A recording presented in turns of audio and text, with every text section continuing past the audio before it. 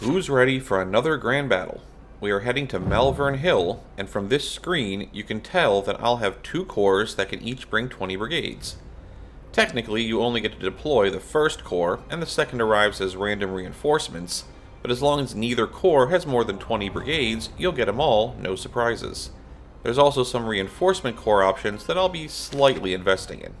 Since the core design video already explained what I'm going for in terms of a final army composition, there really isn't any major reason going forward for me to show the step-by-step army screen steps.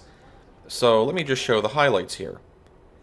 I'm taking the 2 points from Gaines Mill and dropping them into politics. I plan on maxing this out before moving on to other skills. Head to the barracks and hire all of the officers, colonel or higher, of which there aren't many. Stop by in the armory to pick up all of the Whitworths and various types of my preferred cannons that appeared after Gaines Mill.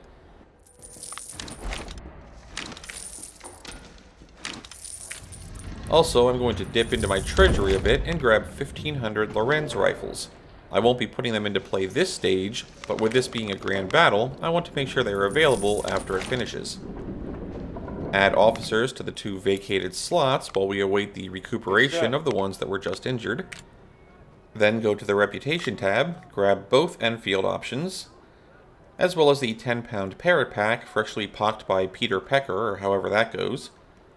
And then I'm going to do all of these skill selecting and troop moving. Malvern Hill is big on artillery, so I'm going to adjust everything to take advantage of that. Be right back. Alright. A quick look at the screen should show exactly how big into artillery this next stage is, as other than the scrubs in the 4th Division, everything here is a cannon. The Sylvestrin battery has been swapped to the Tredegar cannons, and is using the few I just bought to come up to 12 guns. The 14-gun 1-1 long-range battery has been swapped to the 10-pound Parrots, with the remaining 8 Parrots I had being used to create a new long-range battery. Don't pay too much attention to the names here. I plan on rearranging the brigades back to balanced corps after this, and I'm just throwing around names until then.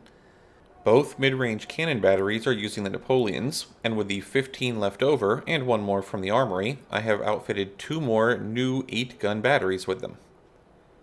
All of the batteries from last stage have had any lost men replaced, and the various short-range cannons, whether designated as close support or just so new to have not chosen yet, have been augmented based on the availability of 6-pounders and 12-pound howitzers, and I had just enough 12-pound howitzers left to create 1 new battery of them, though to get the lieutenant colonel to lead it, I had to draft a new major to put in charge of the 1,500-man scrub division down here. Speaking of, rounding out the 20 brigades of 1st Corps, I have my mainstay mid-range team and 4 scrub brigades, 3 sized at 2,000 men and 1 at 1,500. The job of all 4 of these scrub brigades this stage is to stand in place, take artillery fire for hours, and occasionally fight off enemy charges. So what I'm saying is you probably don't want to use your best officers to lead these guys. And lastly, I've rotated in a new temporary corps commander. Daniel Hill will be leading 1st Corps this round, and he's selected the Experience Gain and Artillery Mastery perks. I mean, of course he has, this corps is 75% cannons right now. Down in 2nd Corps, both of my sniper teams are here, and both have finally been given their Whitworth rifles, with the scoped variant going to the Snipesomers because of course. I've also got my 3rd Sniper Skirmisher team created, since I had a ton of old hunters lying around now, and may as well get started on that training. This will be a good stage for it. I'll worry about naming them later. If the troop counts look a little non-even to you, it's because of what 2nd Corps is going to be doing this stage. I don't want to give out the new Lorenz and Enfields right before well, you'll see, but I do want to make sure I know how large these brigades are going to be after the stage ends, before outfitting them with expensive posh. All of the brigades using the old Springfields and Farmers, though, have been brought up to even numbers, with the exception of Pepe Le Pew here. I gave him 36 men over 2,000, because that's exactly how many rookie troops it took for him to fall below a 2nd experience star. I didn't know what I wanted to do with him just yet, so I decided to put off the decision for a stage in one of the most backward ways imaginable. Even with a couple new major-led, farmer-equipped scrub teams, I don't have a full 20 brigades in 2nd Corps, but it really won't be a problem. 3rd Corps is just packing 5 1,500-man brigades with Springfields and Farmers. They will come up in the top map edge later in the fight, and all I need them for is to make sure the cannon-battered 1st Corps scrubs have backup when it comes time for the final surround. One final sanity check, and then a save.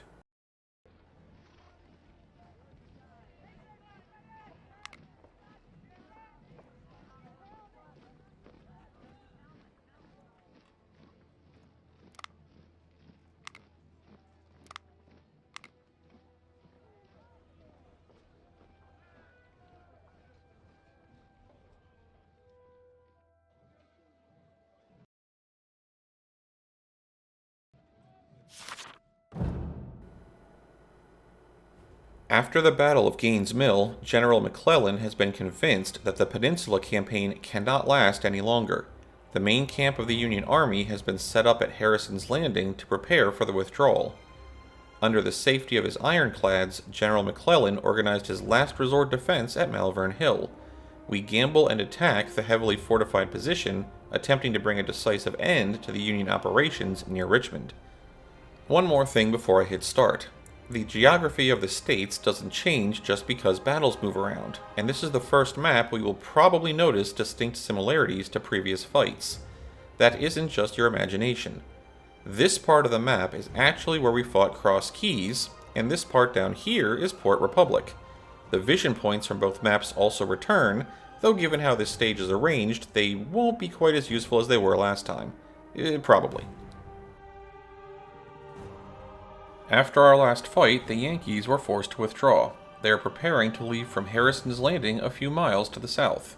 Now we have the chance to advance and completely destroy them.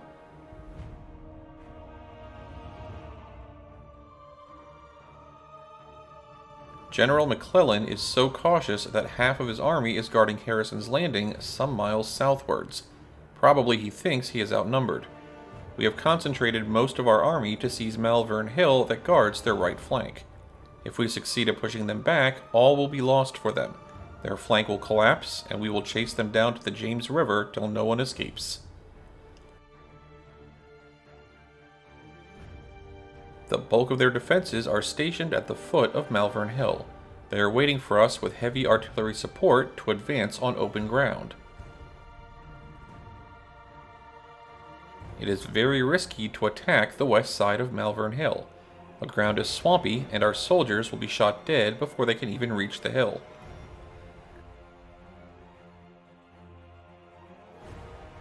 Attacking the east side is not a good idea either.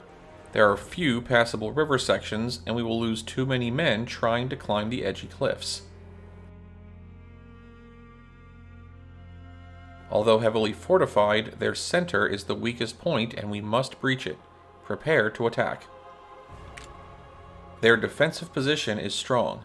Our staff officers have advised we soften them up with artillery until all of our forces can join the fight.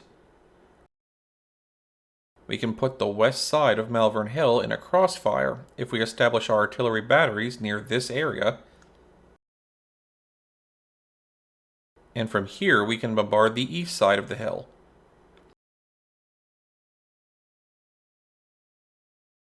General, it is recommended to proceed with this plan, but, of course, if there is a weakness in the Union formation, you can decide otherwise. We have reserved ammo for about 1 hour of continuous fire. A couple things with this stage intro. First, they say it's too dangerous to go in from the sides, and then don't even give us the immediate choice, as the stage borders are cut to only allow a frontal assault until Phase 2 starts. Thanks for that. Second, they say they have reserved ammo for about 1 hour of bombardment. Except, back in Shiloh, I pulled the trick to double 1st Corps' supply wagons. I'll have enough ammo for continuous cannon fire almost all the way up until the stage ends, so that's useful. This first part of the stage is simply a 2-game-hour artillery exchange. I mean, you can try and push through, but you are either going to be outnumbered almost 3-1, or you are going to have to bring all infantry, which, against their defenses, is no good. I'll be sending the mid-range team along this edge into the trees that are just barely visible here, and waiting there until Phase 2. Their goal later will be to cut off the Union from the river ford to the left, but due to the way the stage's triggers work, pushing all the way to the south might cause the first phase to end early, and we don't want that. As for how to arrange our bombardment, every single cannon we have that has long range, which at this point in the game will be Tredegar's, Parrots, and Napoleons, will move to take up positions here, with the 1,500-man scrub infantry standing in front of them just inside the tree line, as well as splitting off a skirmish team to get some longer range spotting. The infantry will be taking all of the cannon fire directed this way, giving the half-dozen-ish friendly batteries time to return fire and dispose of as many enemy cannons as possible. Every short-range battery we have will line up in this area, fronted by the 3 2,000-man scrub brigades. One scrub will take a position in the dense forests here, positioning to maximize their cover bonus while being sure to stay out of attack range of the enemy garrisoning this fence. One scrub brigade will stand in the open field here, but split off a skirm team to go sit in the north edge of these woods, again, just out of firing range of the enemy wall garrison. The last scrub team will sit in the open here, splitting a skirmish squad off, again, to take a position in the wheat field here, and yes, just out of firing range of the enemy wall guards. This skirmish team is in a vital position. It will tend to be the focal point of enemy attacks should they ever decide to actually move their troops forward of the fortifications. And as long as it is just taking cannon fire, have the skirmish detachment just sit here in their 70% cover and absorb fire, reforming with the main unit only if they drop below 70-ish% of their starting size. However, should the enemy infantry charge, you need to reform the skirmish group immediately, tell the parent brigade behind it to hold fire, and rush them into the wheat field themselves to meet the charge before allowing them to open fire. Yes, taking a close-range attack in only the cover of a wheat field will hurt the scrub team, but the alternative is straight up losing the skirmish squad entirely, which hurts them even more. Of course, if this all happens, be sure to have the many cannons just behind all of this swap targets to the advancing infantry. They'll head home before long, and then you can move the scrub brigade back, pop a fresh skirmish team, and repeat. Speaking of the cannons, just like early in Gaines Mill, your primary target for all of your artillery this stage will be the enemy artillery. The combined 3 phases of this battle will take the game clock all the way to 2030, so we've got some time on our hands to let our long-range guys do a lot of plastering, and the fewer artillery pieces there are firing back at us as the stage wears on, the better we'll be as we approach the coup de grace at the end. Any cannons that cannot reach an enemy artillery battery, which will probably be most of your short-range batteries in this area, should instead choose to fire wherever they can do the most total damage, including collateral damage. Unlike Gaines Mill, where we wanted to do as much damage to single brigades as possible, here we want to whittle down the massive enemy count over time. If you see enemy brigades in the open, sure, target them. However, if there is no one really in the open, but a large number of brigades are overlapping with a single extended fortified wall segment, then feel free to bomb the wall garrison instead and do damage to a half-dozen brigades at once. One supply wagon will join the left side cannons, one will be on the hill with the long-range guys, and the general himself will take up a spot right in the middle of it all. We've got a hill to take, let's do it.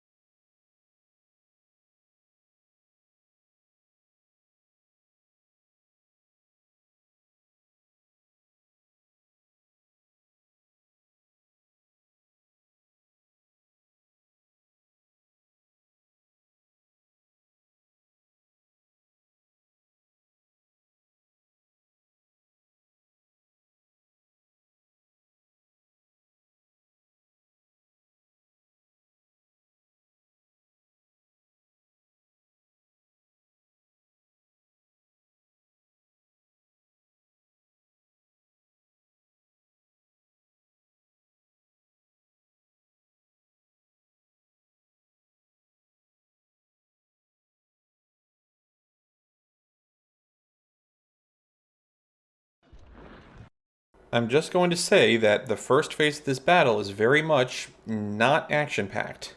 All I'm really going to be doing is selecting cannons and choosing their targets for the next game hour and a half. If that sounds too boring for you, feel free to check the timecodes to see when Phase 2 starts. Things do get a bit more interesting once we are actually allowed to, maneuver.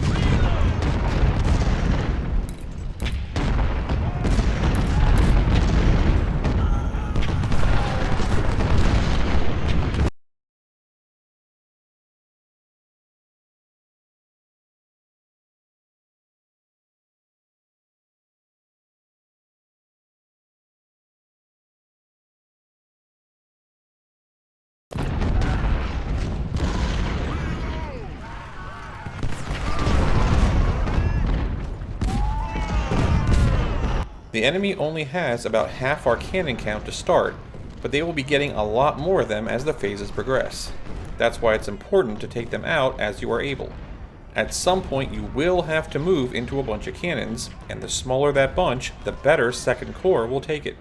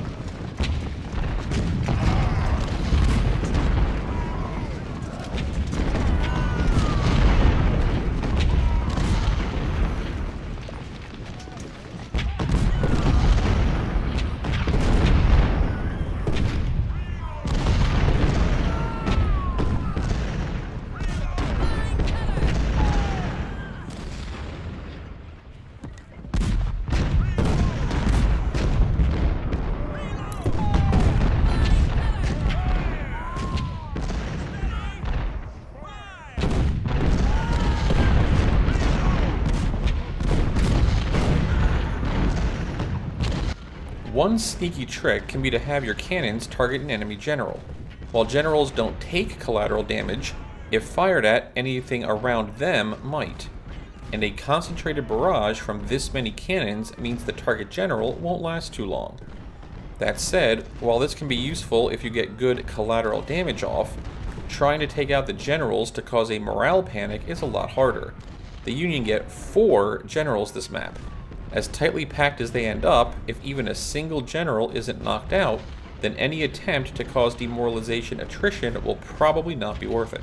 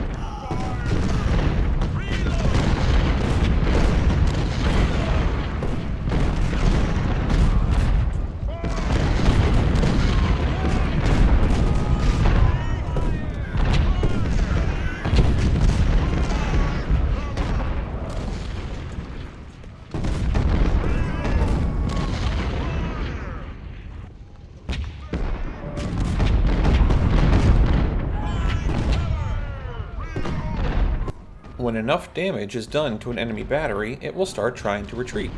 It's tempting to swap targets to a battery that is still actually firing at you, but we are in this for the long game. Every soldier you take out of a formation is a small damage decrease that formation does. But once you take out the last soldier that causes the formation to shatter, that's a giant drop in enemy damage potential. So be sure to keep firing on weakened batteries so long as they're in your range, until they flee the field whenever possible, especially in this stage.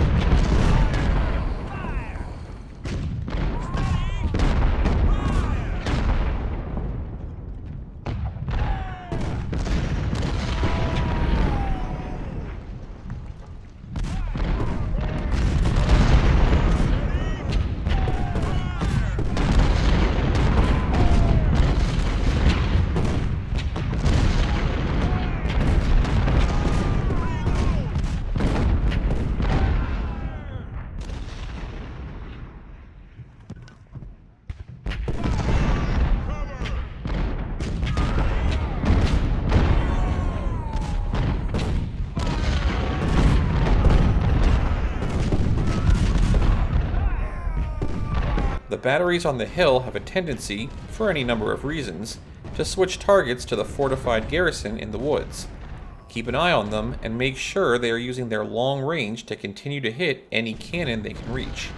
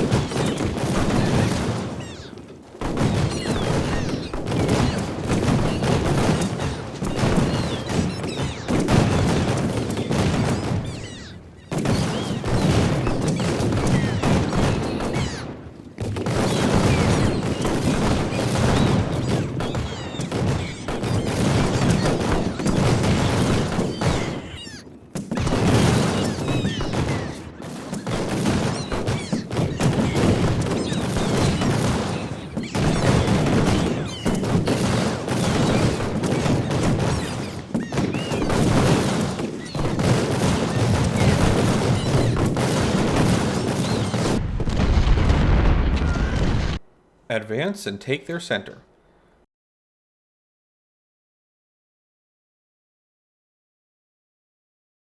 We've got the rest of our divisions entering the fray.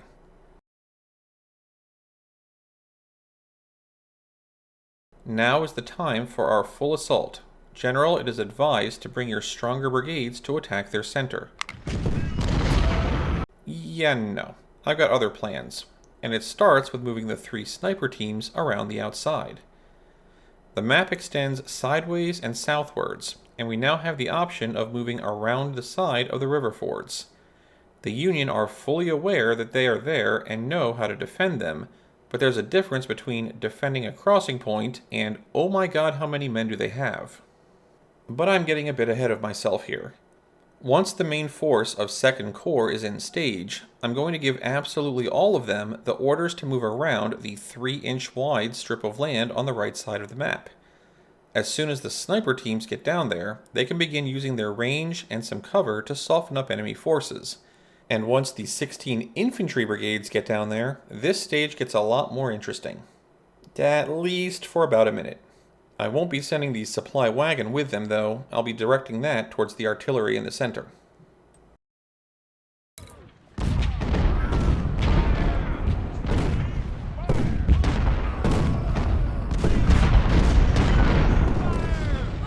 And one more thing happens right at the start of Phase 2. A 17-strong Union cannon battery decloaks right in front of the fortified line and starts firing at us. Grabbing every cannon on this side of the river and concentrating them at this lone target will make it wish it had stayed on Romulus.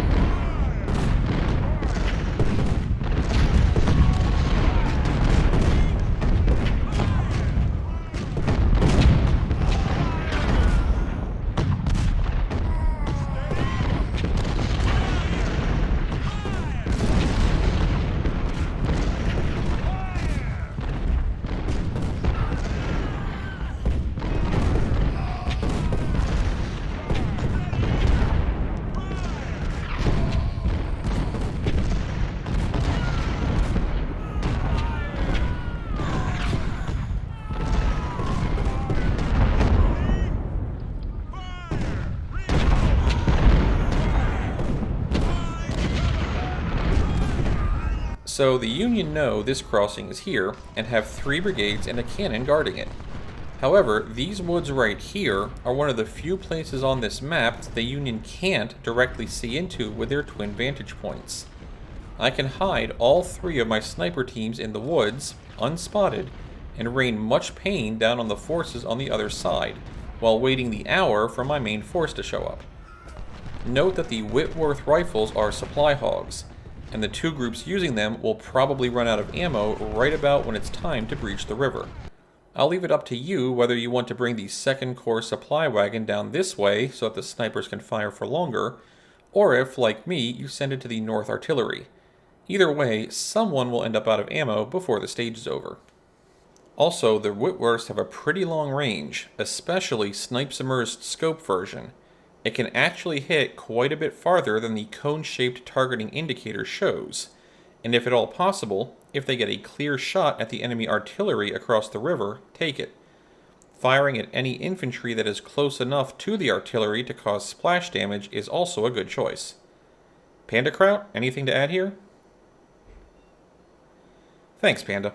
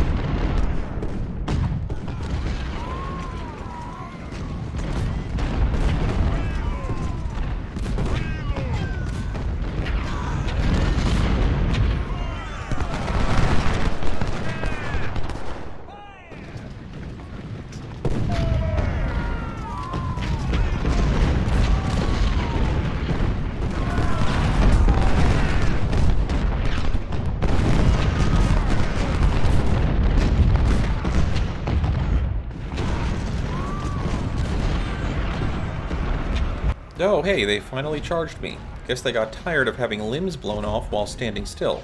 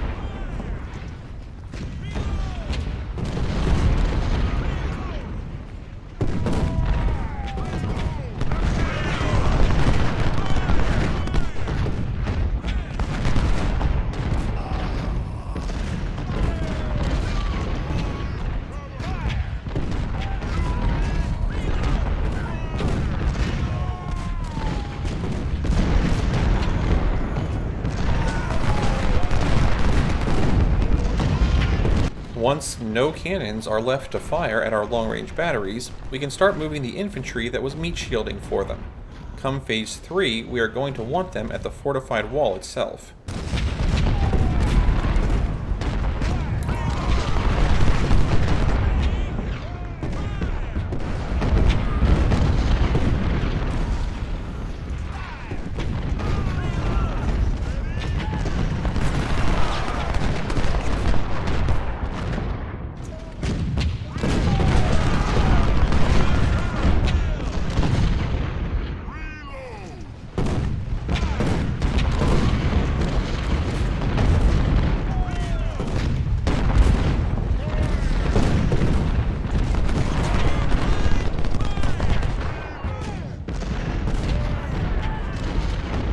Time for the big one.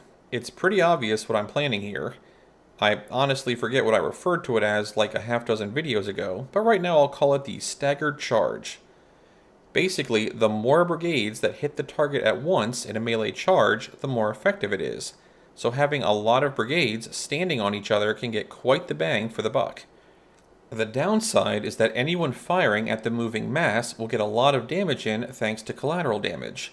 But there is a threshold by which those extra losses are easily offset by the extra gains, and I'm fairly confident we are about to see that threshold. To pull it off correctly, you start by giving everyone a hold fire command.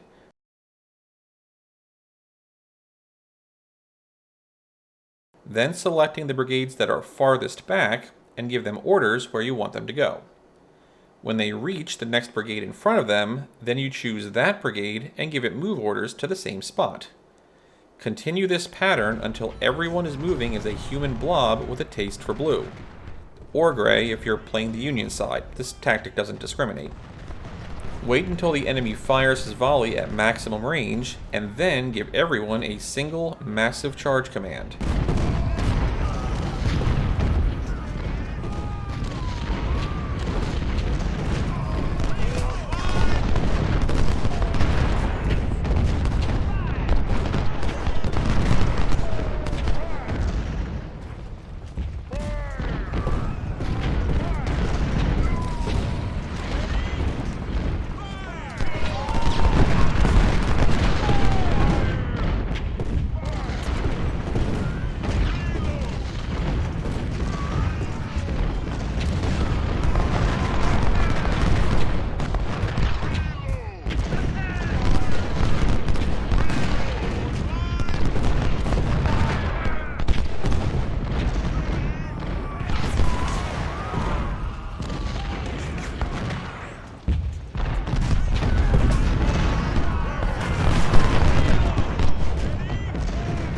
I debated playing the Leroy Jenkins sound effect here, but I've already had 15 different copyright claims on my up till now only 13 videos, so just imagine it to yourself instead. Pay careful attention to the number of enemy troops in not only the brigade I'm about to run into, but also the one next to it once my guys get tired of meleeing and decide to fire their guns again.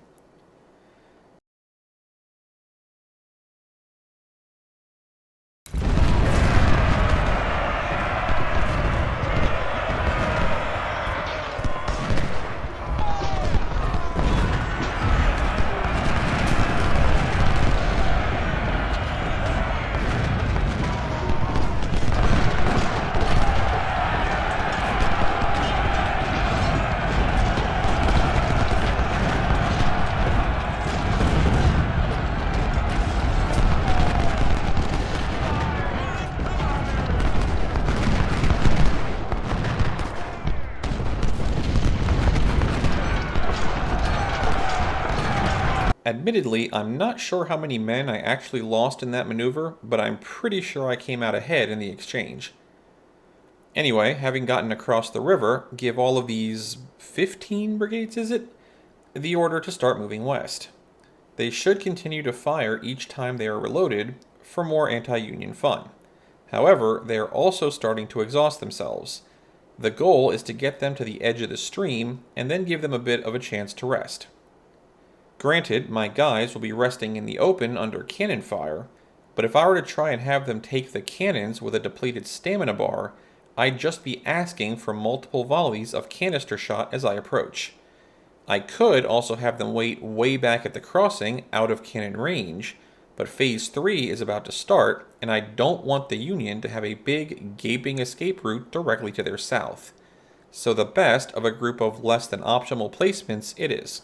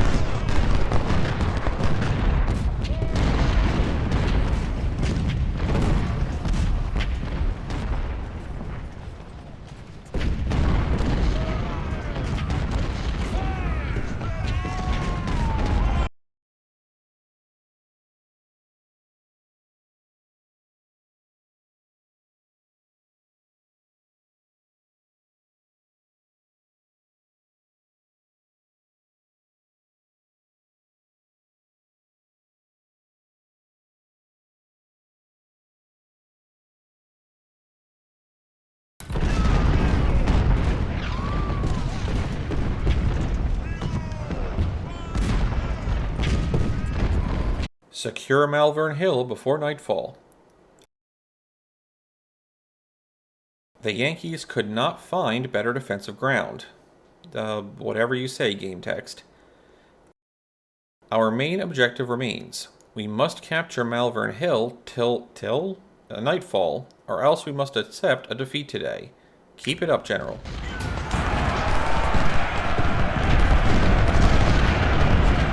And right at the start of Phase 3, the entire Union force decides it'd rather deal with what's in front of it rather than what is approaching from behind, and a massive northern charge begins. I wish I had gotten my 4th scrub team over sooner, but gotta make do with what I have, I guess. Be sure to get your skirmishers back into their parent formations. It's all too easy for them to shatter if they get charged like this. Also, get your own brigades into the wheat fields and trees. We are going to need that defense. Remember, you have lots of cannons. Have them support the front lines, and in between shots, when their reload meter is near empty, have them move up so they can provide their fire from more explosive and canister style ranges. Also, 3rd Corps has arrived.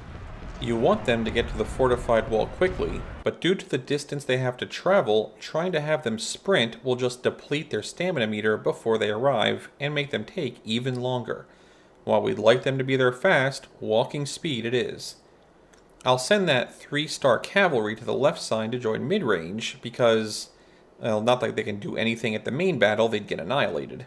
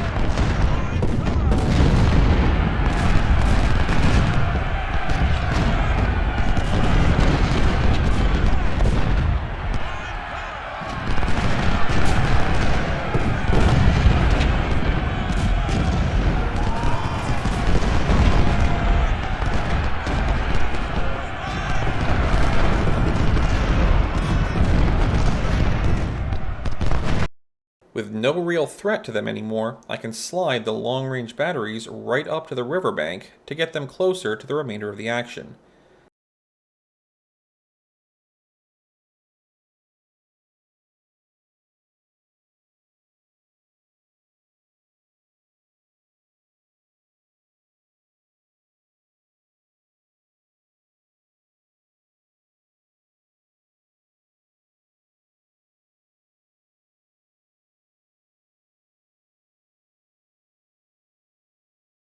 And at the south end, nope, still a bit too tired.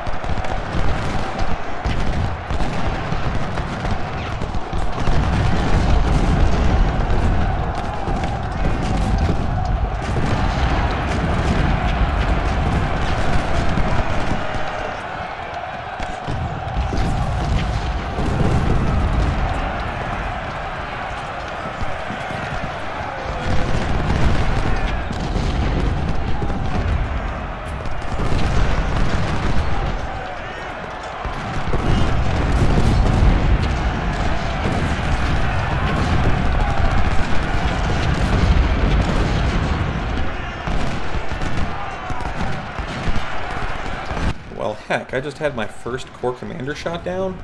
I mean my usual first Corps Commander, not the temporary replacement. In retrospect, I really should have moved the left side infantry up a few more feet. Given they are in dense trees, they would have been able to absorb the prolonged enemy attack far better than the group in the wheat field did. As a result, while it was only a lone enemy infantry, they still managed to get a squad to unload a volley directly into my cannon line.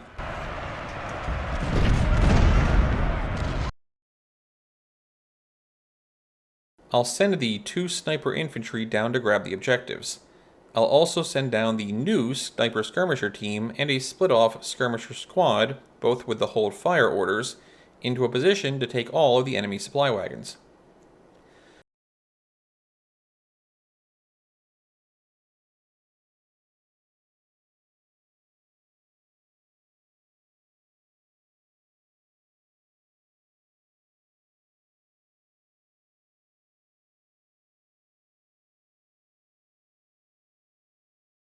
Also, I've waited long enough.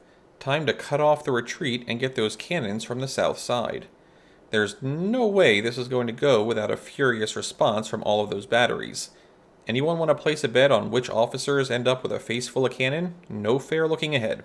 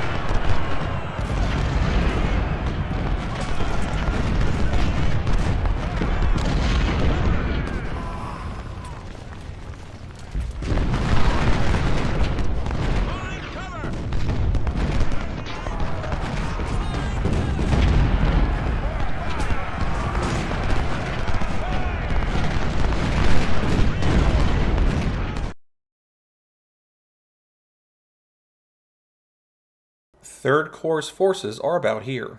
I'll send some to the main line and others around to the left. The enemy are quickly reaching the point where they are going to go into a full rout and try to find the least defended avenue of escape. At the moment, that's to the west. They might try to get past the ford that Team Midrange is guarding, or the part where the river becomes crossable right here. So I want to make sure both options have a few brigades covering them before 2nd Corps gets through their southern anti-cannon push.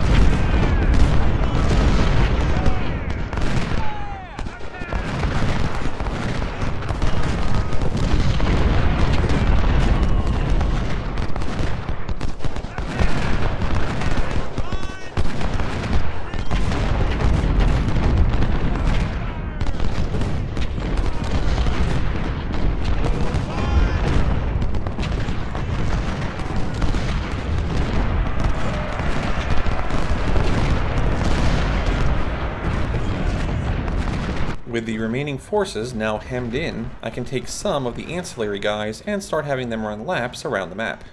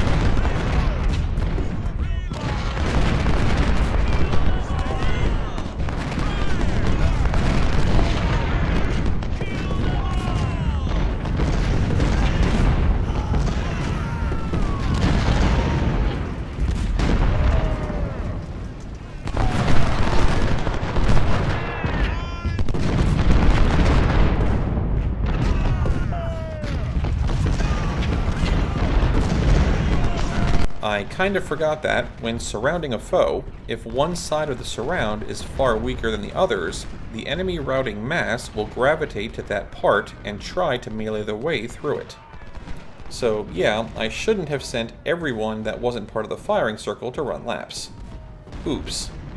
At least I got 2 brigades back in time to finish the remaining forces before they actually made good their escape.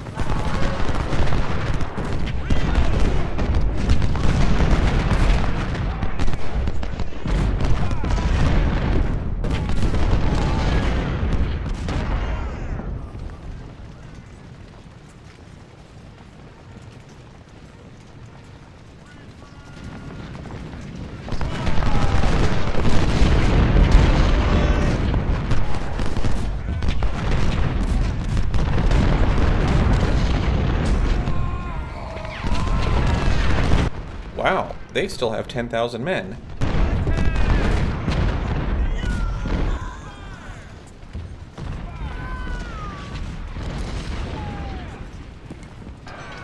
Hope they don't rush the southern edge of my circle. Okay, here we go.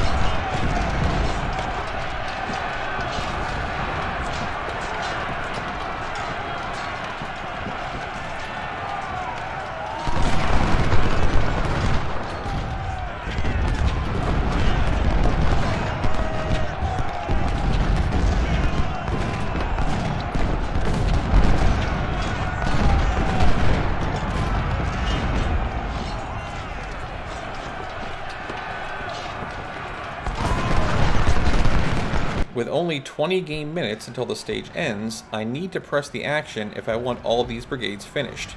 Charging it is.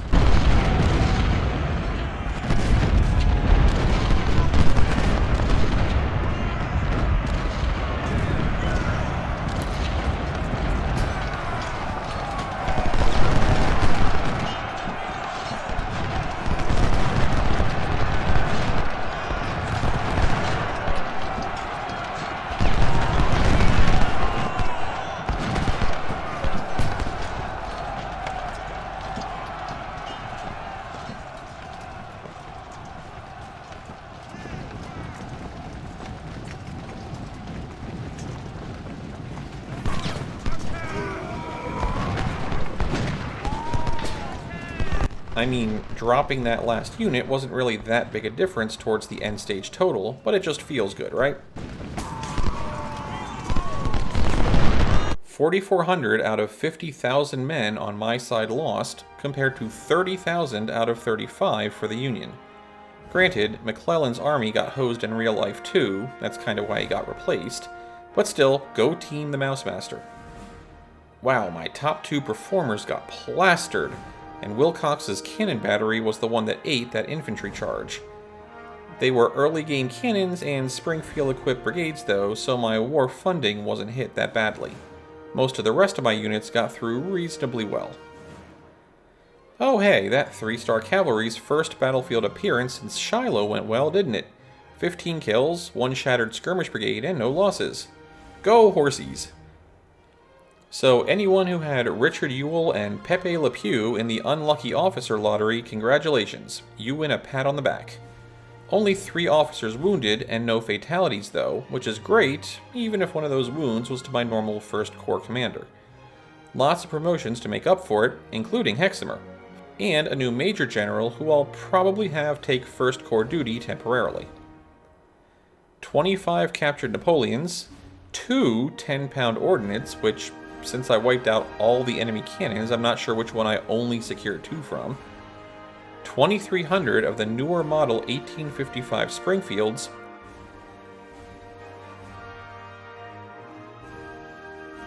and another 1,000 captured Enfields. I'll be able to start outfitting a few new mid-range brigades at this point.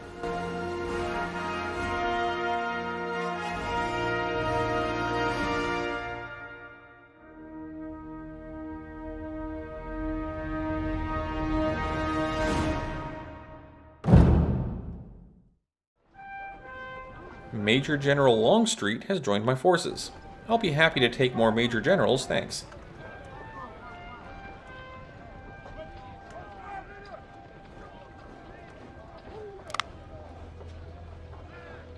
Malvern Hill is finished and McClellan is crushed. I wonder who they'll send against my army next. Maybe, just maybe, we'll find out next video.